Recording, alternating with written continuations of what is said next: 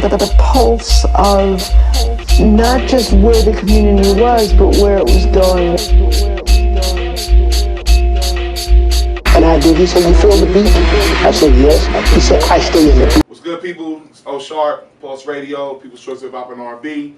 What you see right here is what we were calling the Great Debate. We took the time to put together a list, a top 10 of what we thought was the best hip hop albums from 02.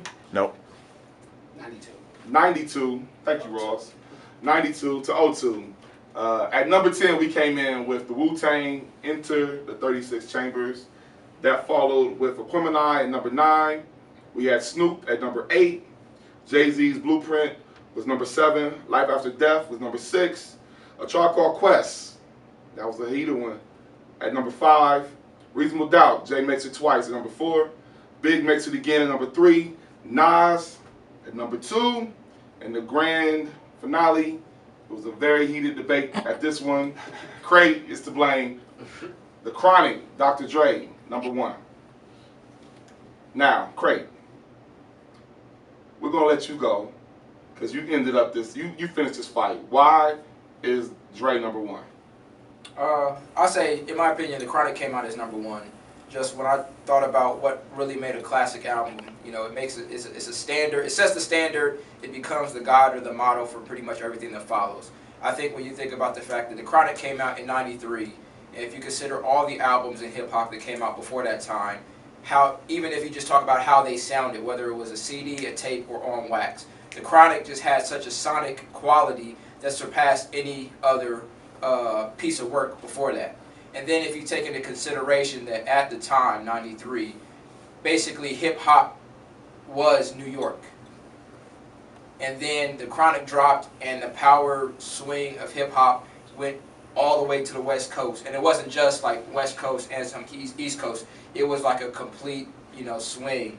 So I think just the power in that, and then the fact that even though, say, the Wu-Tang came out with an album the same year as Doggy Style, just having the power that the Chronic pushed to the West Coast allowed for the Dog Food with Dog Pound, Doggy Style with Snoop, and a whole cast of other artists to come out. And even though they didn't keep that power base consolidated just in the West, just the overall impact of sonically the culture of hip hop and the music itself, just classic joints. And in my opinion, Chronic was the best album of that decade. We got Jay on here twice. Will, you got Blueprint on here. I did. Talk to Blueprint him. was actually my number 1. As far as when it came out, it set trends. I mean, he made the word lame. Everybody still says lame today. When he was dissing Nas in that song, he said lame.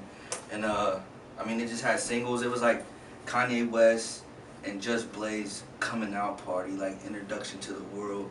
They both had 4 or 5 tracks on there. And it was just a smooth, well put together album. I didn't skip anything. And it just transcended hip hop, so that's my number 1. Now, the biggest debate was Illmatic. Illmatic almost didn't make the list. We did this a couple times quickly. It got heated in there. I'm gonna let Paz too. He's gonna talk about Illmatic, and it placed at number 2. Well, basically, Illmatic just being such a great album. It's not too short. It's not too long. You got all these. You got 4 producers on there, or actually 5, that you didn't know at that time that they're going to be the legends that they are now, and you basically got them at their peak. And on top of that, Nas was only 19, 20 when he did that album, and to hear what he's talking about and how he's putting it together is just ridiculous for any 19-year-old to be spitting like that. And to be honest with you, it seems like that he was at his peak when he came out. Yeah. So he really hasn't been much better. So and then it was just a great overall quality album, song for song for song for song for song. It's not skippable at all.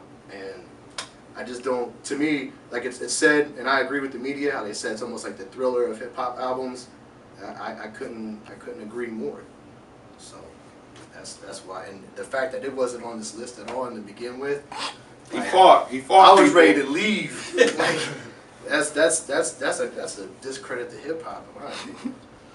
Well, we got somebody else that came out as a young guy that was able to do things that probably his predecessors didn't. When you think about gangster rap, Ice-T, and even Ice Cube, Snoop. We got Snoop.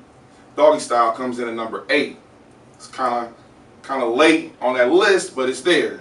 Armand, talk about that. Doggy Style, to me, is a better version of the Chronic. I understand it was my number 1. Chronic was my number 2, but I totally agree with why Chronic was number 1 on this list. But as for Doggy Style, nobody was doing what Snoop was doing in 1993, or even back in 1990. Was Deep Cover 91 or 92? 91. So even when Deep Cover came out, there was this little tall, skinny dude with a jerry curl. Like nobody was doing what he was doing lyrically. Still to this day, that era of Snoop has one of the best flows in the game. Daz's production, Dre's production. Is unparalleled on the album. The concept of it, the execution of it from top to bottom. There's no skippers. Even the record that didn't make it the next episode because of the sample clearance is incredible. It's just a better, to me, more refined version of the Chronic, and that's why it was my number 1. But I'm not mad at it being number 8 in the grand scheme of things. And keeping it moving, we're gonna go back to Jay-Z. Jay-Z, we almost feel like he's kind of had a lock on the game. But his beginning is Reasonable Doubt. One man, Skip Bayless right here. That was your pick, right? Yeah, Slick Bayless. Slip. Oh, you thinking basketball? I see those Bulls. I see that Bulls on there. Oh yeah. But Reasonable Doubt is just Jay's first album. To me, his best. Like from track 1 to all the way to the end is just, to me, his best material and everything. I mean, he made albums after that. I'm sure it was good, and we all know he's still making them now, but you listen to that Jay and listen to the Jay now, you like, that's that street Jay, that Jay we miss. Even though he's still bringing it, that's that Jay we miss. That's the Jay I miss. Shout out to Jay. So, Big is on here. He actually made it number 3 with with Ready to Die. I fought hard, Big. I'm gonna represent for all of Brooklyn with that. Shout out to King 7 and Brooklyn Butcher. But Big did make it on the list twice. Life After Death is number 6. I fought for it to get a little higher into that ranking. But when I think about Life After Death, I think it's a blueprint for commercial success and maintaining your street appeal. It is what Jay is using right now to continue his career. It is what, I think we will look back at, hip hop and pulling from our predecessors. It is the same album that Big Daddy Kane put out in '89 with It's a Big Daddy Thing. When you have a collection of producers, it actually happened there before it happened with Illmatic, where you have a collection of producers, where you have one MC, and he's taking his style and meshing it with a bunch of other MCs. So Life After Death definitely has a hold in the '90s. It's kind of high at number 6, but it's there.